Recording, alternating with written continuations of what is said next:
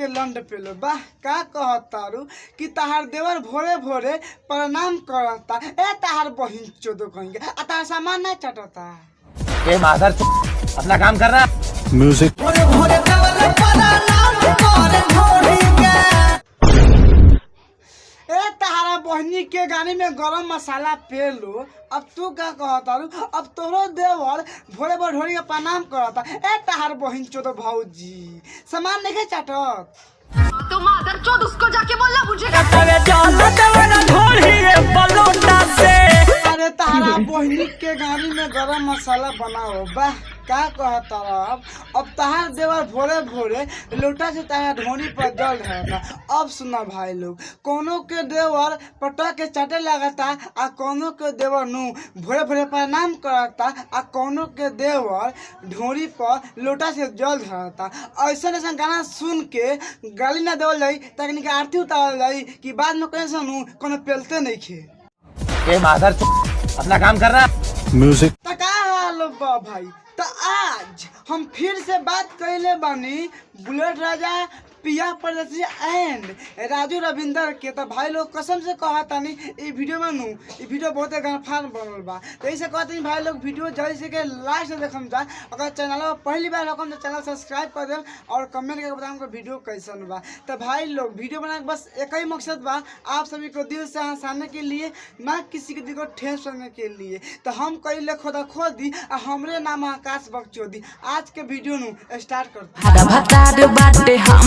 के छोड़े के तहार भातार बा तहारा के छोड़ के बहारा में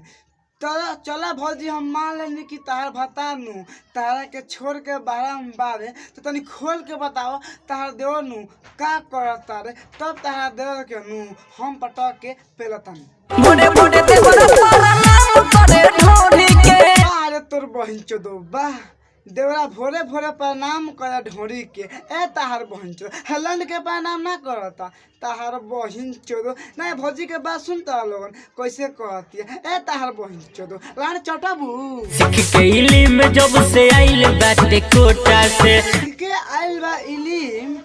कोटा से त ए भौजी भौजी चला मन्नी की तहार देवा कोटा से इलिम सीखे आइल बा त का करता ताके पटा के पेल देता का तनी खोल के कह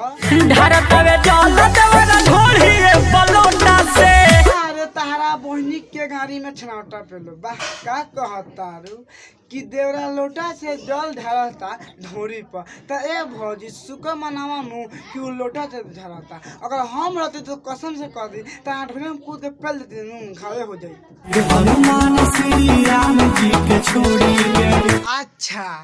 वीर हनुमान जी के छोड़ी के ए भौजी चला मनी की वीर हनुमान जी के छोड़ के तार भातार चाहे तार देवर का करता तनी खोल के कहता कि भगवान के छोड़ के वो का करता भोर भोर देवर प्रणाम करे ढोली के ना पेल देता ताहार बहिन चोदो का कहतारू कि हनुमान आ श्री राम जी के छोड़ के आ देवरा भोरे भोरे प्रणाम करता ढोली के तार बहिन चोदो कहेंगे भौजी ऐसा तारा कहे में शर्म नहीं आवत तारा बहनी के गाड़ी में सामान पेलो भाग तोर बहिन चोदो।